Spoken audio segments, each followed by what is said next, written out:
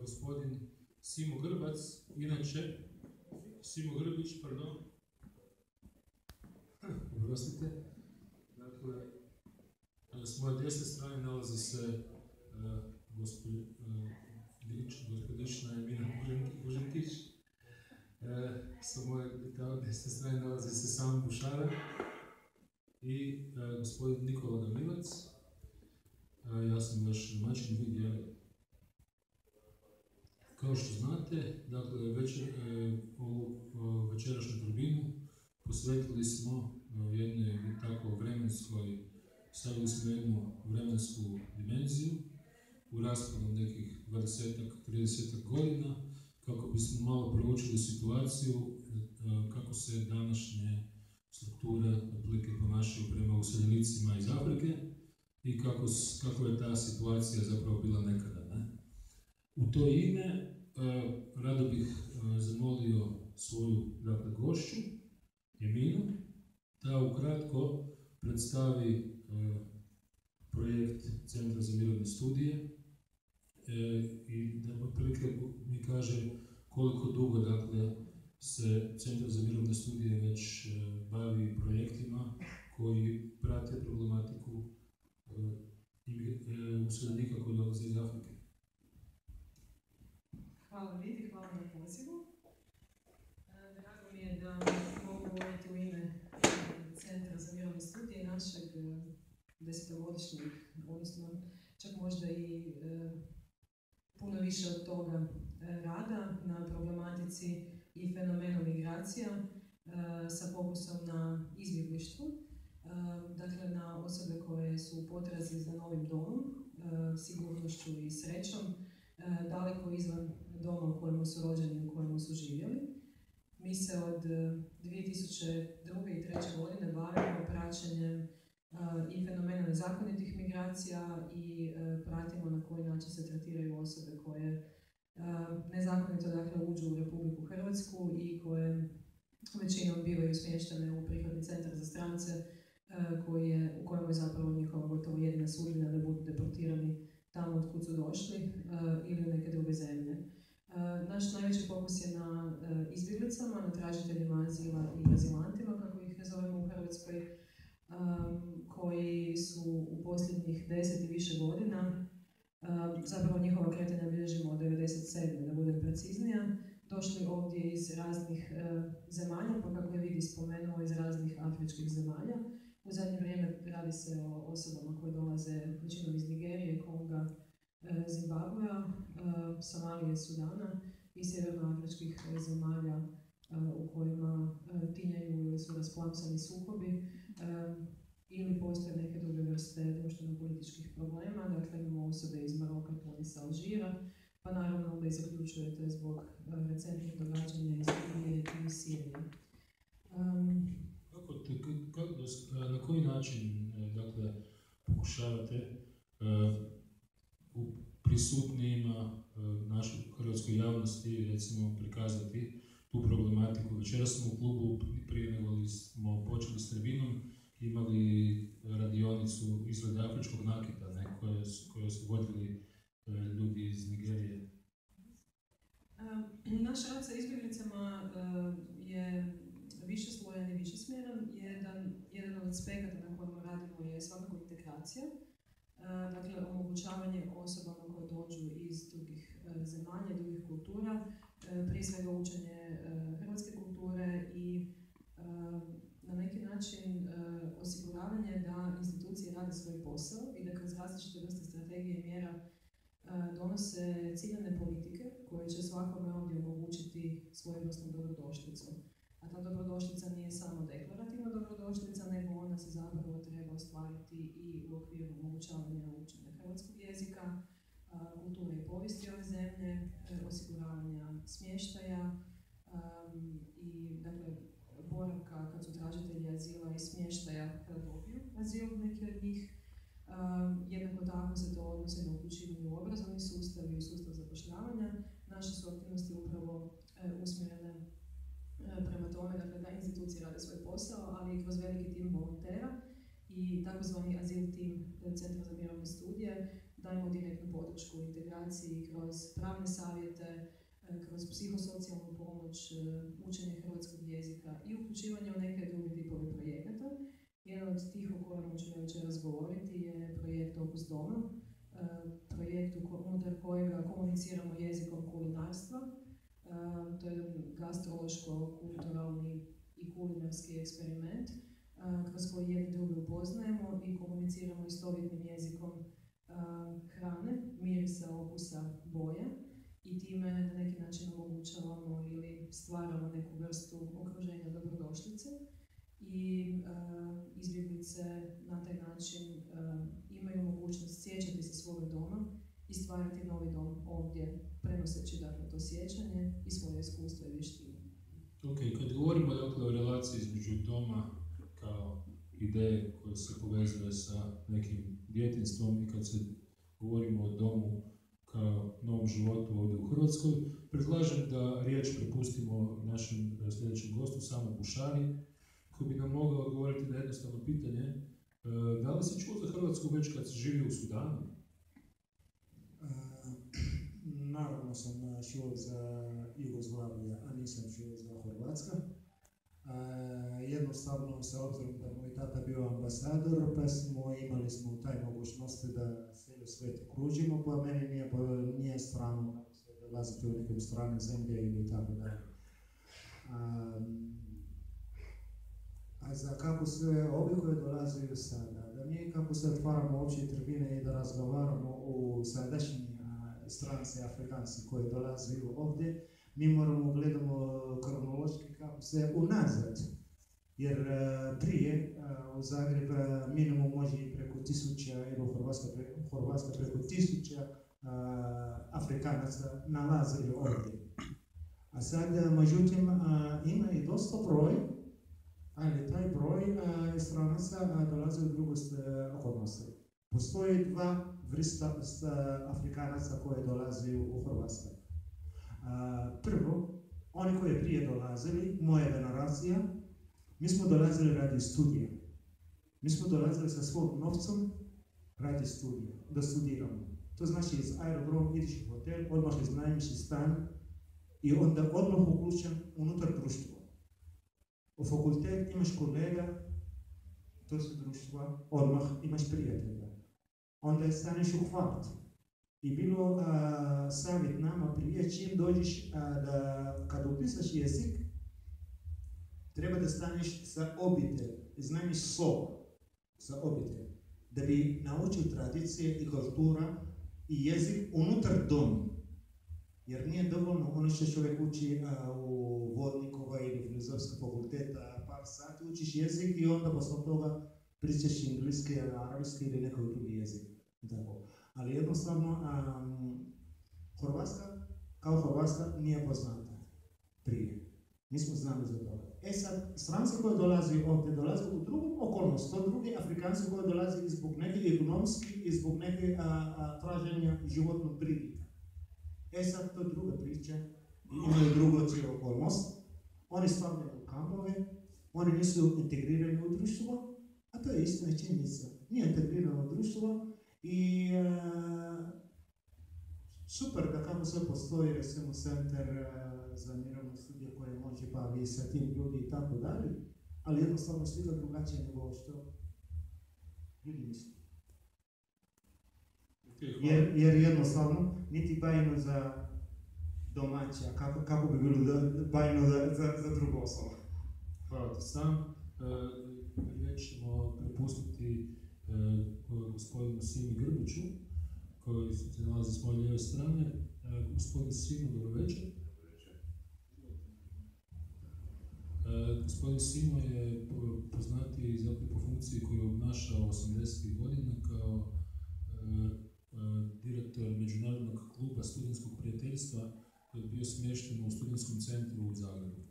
Riječ je dakle ukratko o instituciji koja je bila zaslužna za kulturološku prezentaciju kako afričkih, tako i južnoameričkih i inih studenta koji su dolazili u Zagreb na studij zahvaljujući vrijednostima promicanjem kroz pokret nesvrstanih.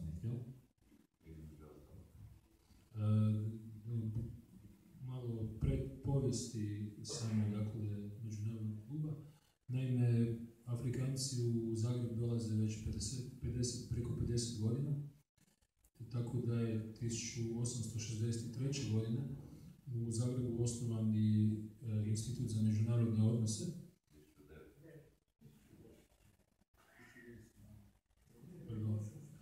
Da, dobro. Ja ispričavam se, imam temperaturu, pa možda se preskočio. Nešto? Dobro, prepuštam svom gostu da kaže sve što je potrebno. Dakle, reći ćemo da već 50 godina se, zahvaljujući fluktuaciji pridošlica iz Afrike, već dakle, na institucionalnoj razini postojala ustanova koja se bavila tom problematikom, a zahvaljujući njoj je onda osnovan i Međunarodni klub studentskog prijateljstva koji ste vodili. Pa ako možete onda ukratko samo predstaviti kakvim sve akcijama ste se vodili, kako ste sve akcije provodili kao klub, navodno ste čak išli u osnovne škole po Hrvatskoj i predstavljali afričku kulturu. Dokle je to sezalo, samo do Zagreba i okolice ili do županije baš? Da, samo približno. Prije svega hvala na pozivu i dobro večer svima. Kao što je rekao moj naš prijatelj Sudana, prije su dolazili tisuće ljudi iz Afrike ovdje, uglavnom na studij.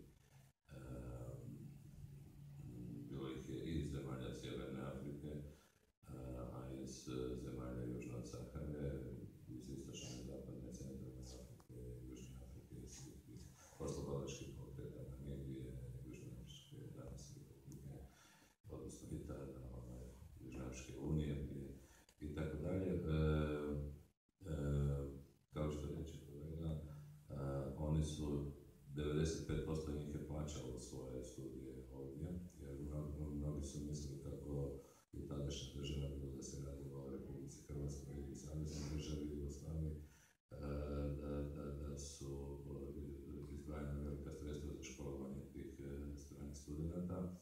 Naravno da su bili i stipendisti naše vlade, ali većina njih, 90-95% su školovali ili o trošku svojih zemalja ili su bili privatni studenti i naši fakulteti, studentski domovi, stanodavci i svi oni koji su dolazili u kontakt s njima su ostvarivali čak i značajan prihod. To je manje bitno, ali suština je u tome da taj Međunarodni studentski klub prijateljstva poslije Međunarodni centar za obrazovanje i kulturu Sveučilišta u Zagrebu je organizirao razne aktivnosti iz svih oblasti društvenog života, kultura, sport, politika, ekonomija, izdavačka djelatnost i sl. Gdje su ti studenti bili maksimalno angažirani jer ta funkcija te institucije je bila da na neki način približi tim stranim studentima sredinu u kojoj žive, dakle svim aspekata kulture, ekonomije i sl. Ali isto s druge strane da pomoću njih, mladim prije svega, ali svim drugim građanima tada Zagreba, Hrvatske i šire, približimo njihove zemlje, cijeli kontinent i tako dalje. Tako da je dolazilo do jedne interakcije kroz te programe koje smo organizirali u prostoru studentskog centra, ali također se organizirale izložbe i razne druge aktivnosti, suradnja sa muzejima kao što je Muzej za umjetnost i obrt, Etnografski muzej i razne druge institucije. Kao što vid kaže, i ti strani studenti kroz razne programe od folklora, poezije i tako dalje su išli skoro da nije bilo osnovne škole u Hrvatskoj u koje oni nisu došli, gdje su sa učenicima razgovarali, posjećivali su razne privredne poduzeća, firme, kako bi danas rekli, širom Hrvatske. I mi smo tada govorili, to je stvarno tako da su to najbolji ambasadori naši, ljudi koji ovdje žive godinama, steknu visoko obrazovanje, nauče naš jezik, osjete našu kulturu itd. Mi nismo na neki način njih definirali kao nekakvu subkulturu, nego smo nastavili da ih integriramo u cjelokupnu jednu opću društvenu scenu i oni su tu bili ovo što je kolegica Emina govorila o njihovim programima koji su vrlo dragocjeni i vrlo važni.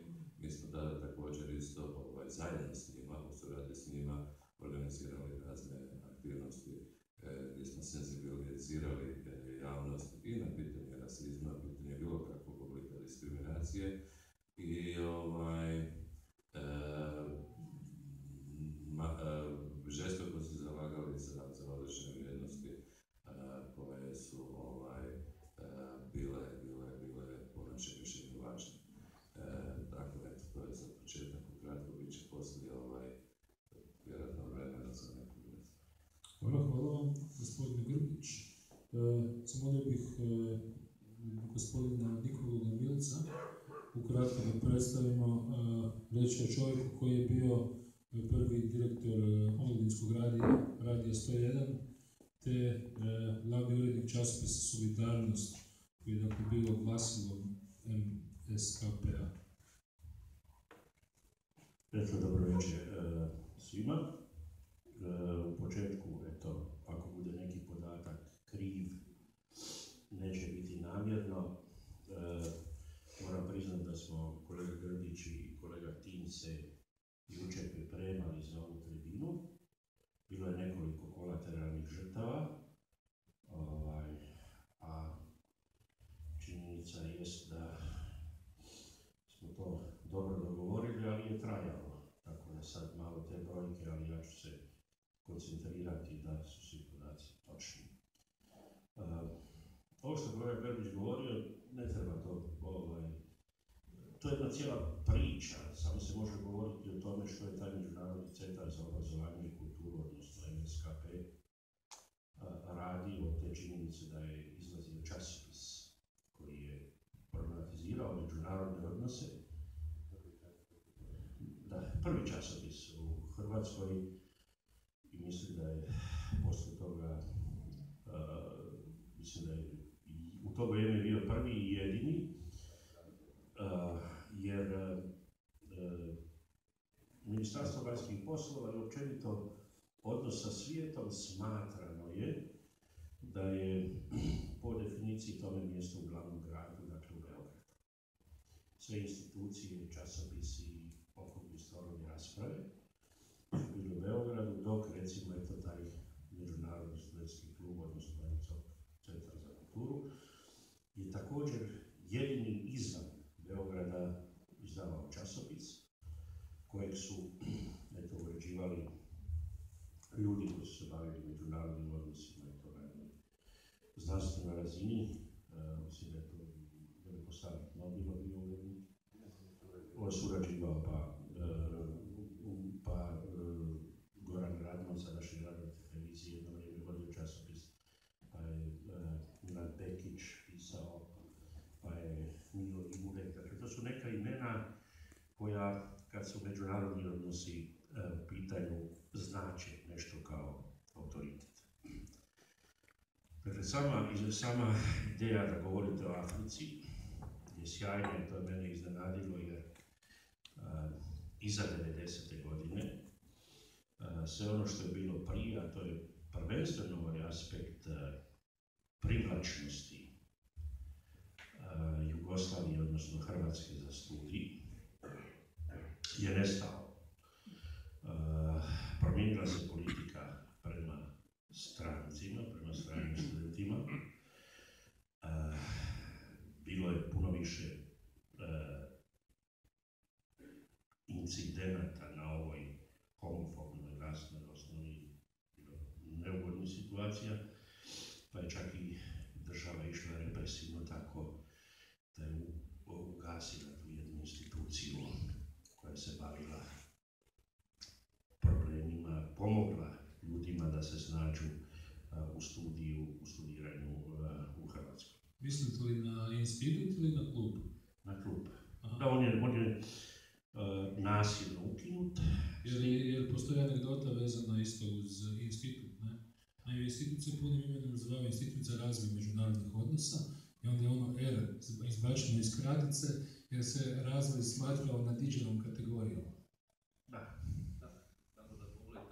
Da publika ima adekvatnu informaciju. Današnji Institut za međunarodne odnose se prije toga zvao Institut za zemlje u razvoju, a prije toga Institut za Afriku.